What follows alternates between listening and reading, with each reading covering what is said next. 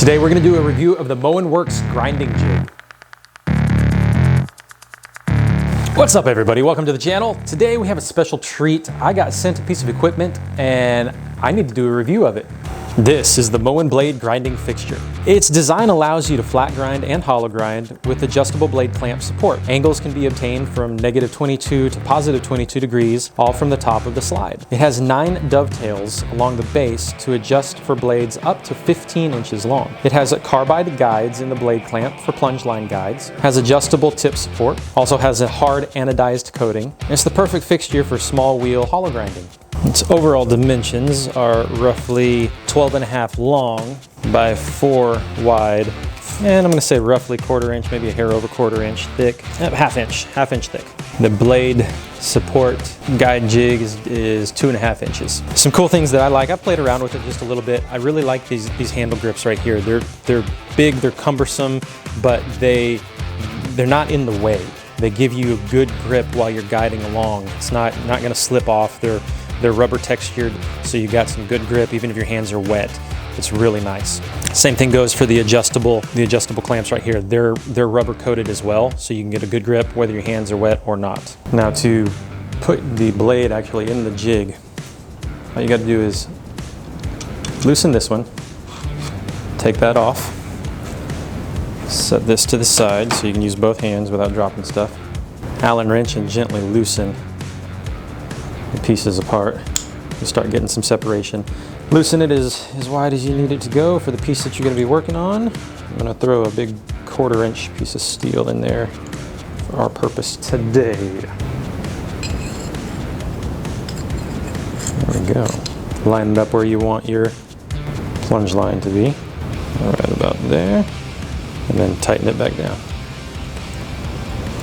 Tighten one side, but still keep it tight with your fingers, because one side you can lose it and it can slip back down. And don't over tight. You don't want to hurt or strip the screws. Now, once you've got it tight in there, simply come back over here and drop it right back in. Tighten it down on top.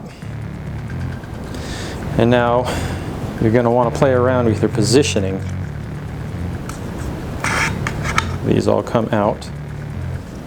I was working with a little bigger one earlier, so we're going to come back over here closer to the center on that. And then right here on that one, we're going to tighten it down. We're going to pick our spot for our support, which that should have gone in first. All right, so we're going to put our support in. Then we're going to put our blade in. Nope, did that in the wrong spot. Support, blade, and then we're going to tighten them all down. Now the cool thing about this support arm, you can adjust up and down angle, but back and forth angle as well, so you get a good strong support where you need it. And tighten it down. And now we're ready to go. So for me personally, one thing that if I were redesigning or add to, in another model, I would try and incorporate some type of measuring system so you know at what degree you have your blade angle set to, and a marking on here somehow.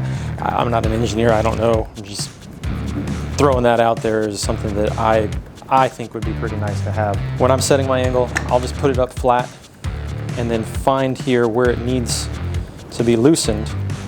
Loosen that up and then just kind of play around with it by eye.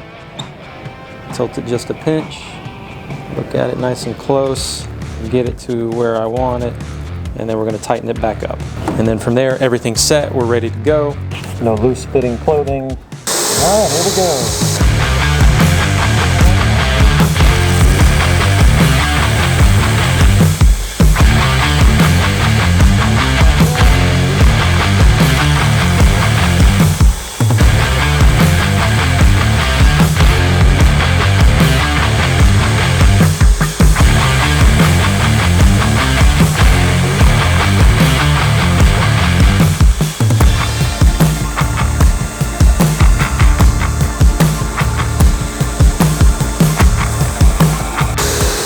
I initially set my line a little too shallow, so I'm getting my line going all the way up to the top, but I'm not cutting away enough. Yeah, that just comes with experience that I don't have. So we're going to readjust. You are going to want to take it off from time to time and dip it, because it gets hot. But that's the cool thing about it. You take it right off and put it right back on, and all of your settings are still the same. Nothing changed. Simply unscrew, take it. You're going to take it and flip it. Now the awesome thing is, all you got to do is switch these two positions.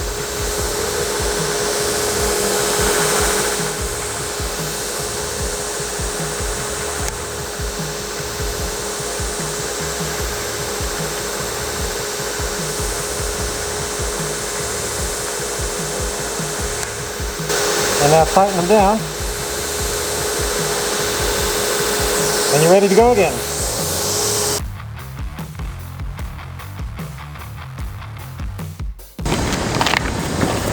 All right. I'm gonna take it off one more time and get it nice and cool, because that is hot. So it clearly takes some work, practice. It's just practicing. I went way further than I should have. I am noticing though that, and this is just my inexperience probably, that if it's not perfectly centered, when you flip to one side, your angle is off just a little bit. So if you look here, you see, nice clean. Then we go over here, and we're a little higher up, a little shallow, a little high. Now that's a big deal when you're working on some high-end pieces. And I did go further. I mean, I got a burr on there. I went way further than I should have, hunting the balance. But still, the ease of use to get such clean, crisp, straight lines. We were only doing it for 5 minutes, if that. Yeah, clean it up a little bit, hit it with the Scotch-Brite. Still got a lot of work, but you can definitely tell. Nice clean lines. And that was all, I don't have my watch, but it doesn't feel like any more than 5 minutes on the actual grinding, another couple of minutes on cleaning it up. For me, that thing's game changing. You know, I've full disclosure, never worked with a jig before. I've always freehand everything, but that's going to change. So full disclosure, I'm not an expert. I'm just doing what I'm doing. I know there are a lot of things that I could have done better. Here's one that I was working on using the jig, the little dagger, getting all 4 sides. Lines aren't perfect.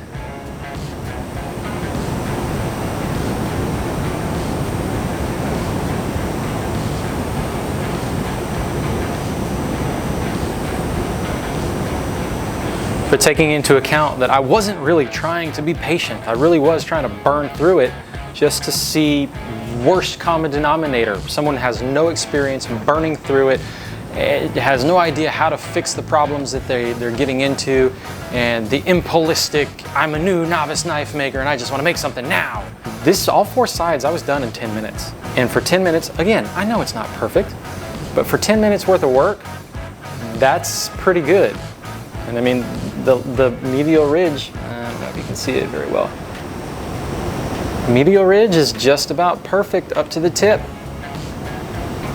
And that's me with no experience, in no experience mode, just burning through it. If I were to actually sit down, take my time, make sure everything's right, pass at a time, check, pass at a time, check, pass at a time, check, this could be really, really cool. And I left myself enough to go back and actually fix it, so I will. But that's just to give you an idea of how awesome this thing is. And I'm not biased in any means. I like Jerry and Todd at Paragon, who set this whole thing up for me. They're great guys. They're great guys, but I hope I have a reputation of being impartial enough to say, look, if something's not good, I'm going to tell you it's not good.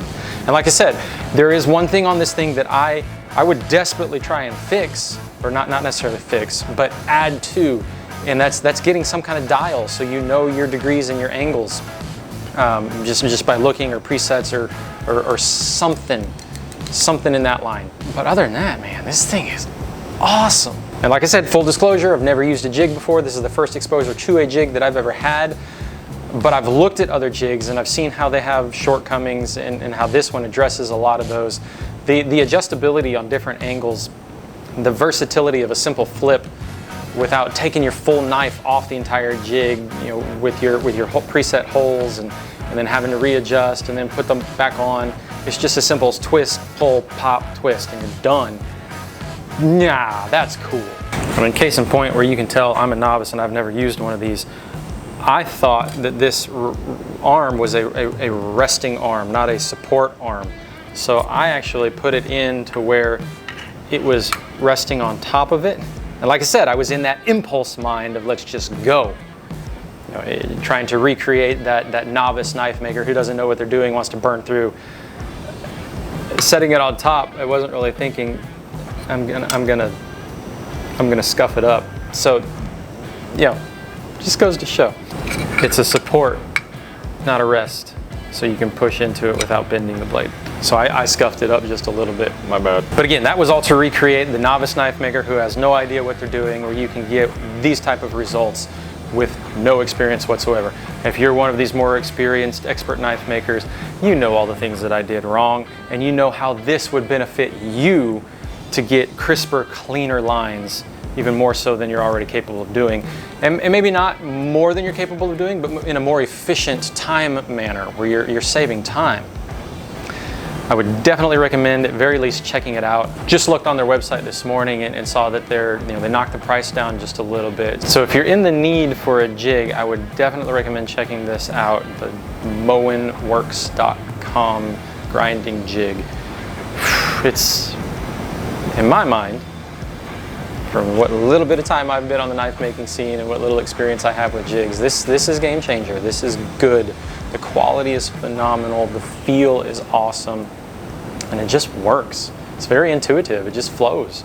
There's not a lot you got to do to muscle through or finagle to get into position. It's just literally set, press, glide. And it works, man. It's nice.